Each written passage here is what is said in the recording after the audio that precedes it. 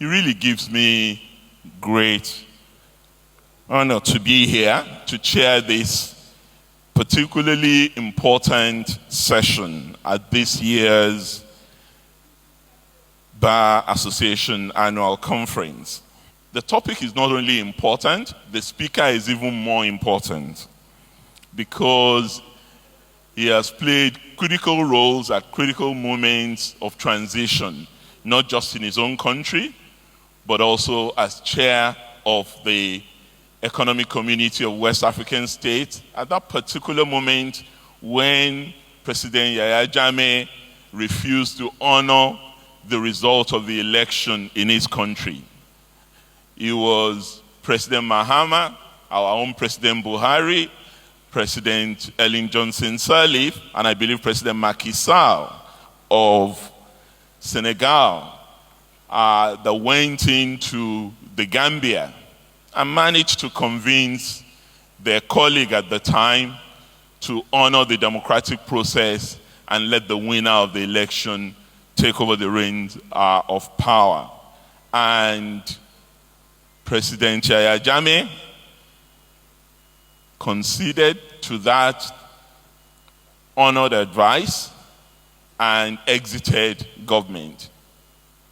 It could have been different if he had refused to, as we have seen recently when the same ECOWAS had tried to intervene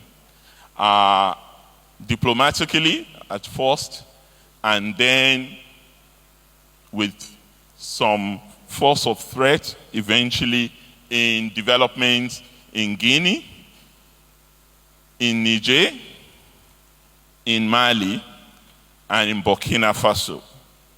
And of course, our continent has been ravaged over the last 4 or 5 years by a number of coups d'etats. Some might even argue that in talking about these coups d'etats, we should not only be talking about military coups d'etats alone. We should also be talking about constitutional coups of presidents who have chosen to either amend the constitutions and extend term limits in their own countries. President Mahama has seen it all. He's been involved both as a leader in Ghana, but also as a respected leader on the continent. He chairs the Tana Forum, which is a high-level dialogue forum operating out of the Republic of Ethiopia. And he has been president of Ghana, the 4th president of the 4th Republic, and popularly elected in 2013 and exited in 2017. Born 63 years ago to a political family. His father, by the way, was a minister in the Nkrumah government and from the northern part of the country, Damongo, in rural community in northern region of Ghana. President John Mahama made history by being the first president of Ghana to serve in all levels of political office. Member of Parliament for Bole Bomboy constituency, Deputy Minister for Communication, Vice President, and eventually President of the Republic of Ghana. And in those capacities, he considers the combination of the study of history, communication, and social psychology. Courses he studied for his bachelor's and postgraduate degrees at the university. And this has had a profound impact on shaping his views, thoughts, and understanding of the human condition, and contributed significantly to making him the person he is today. Ghana, under President Mahama, witnessed a massive infrastructure development drive in all sectors of the economy, including education, health, ports and harbors, aviation, rail, oil and gas, ICT, and many more. Those who have passed through Ghana lately must give credit for that beautiful airport that you see to President Mahama, who constructed it. I should add that beyond his investment in the socio-economic infrastructure field, President Mahama also believes in investing in people and in his desire to ensure social justice and equity, And this was reflected in his promotion of girls and women's interests at all levels. Indeed, it was during his administration that Ghana attained gender parity in basic education. He also ensured the appointment of many women to high positions in his administration, and in his last presidential bid, selected an accomplished woman as his vice presidential candidate, the first by a major political party in the country. And I believe the same woman is still the vice presidential candidate in this forthcoming election. Of course, President Mahama is an avid reader, an author, and a historian.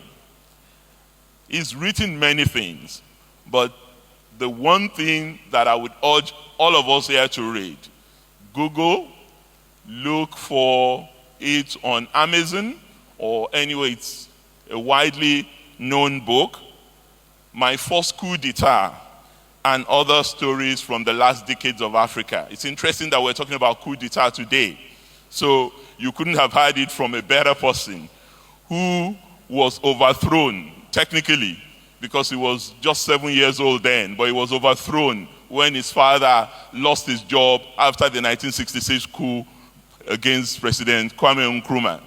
So you can imagine what that did to him and his family, the disruption that caused. And in the course of that disruption, President Mahama lived in Nigeria, so he knows Nigeria as much as any one of us could claim to here. And apart from his love of reading and acquiring knowledge, President Mahama is also keen in technology. And being a farmer himself, he's also very keen in agriculture.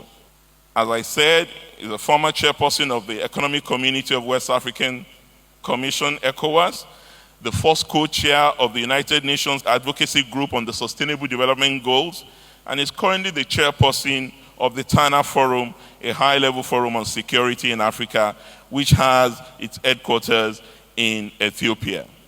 And in recognition of his sterling contributions on the African continent and the globe as a leader and model, President Mahama has been conferred with a number of honorary doctoral degrees from distinguished universities. I can tell you that the first university that gave him an honorary degree was the Ekiti State University.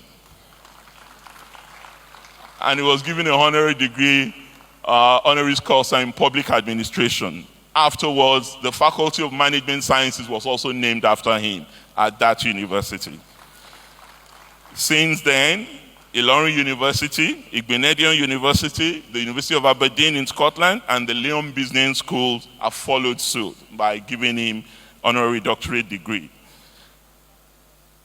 It is a pleasure and indeed a privilege for me to invite a man that I call my brother and my friend, and who have known through his struggles to become a distinguished figure in African politics, for his resilience, for his tenacity, for his compassion, for his competence, for his character.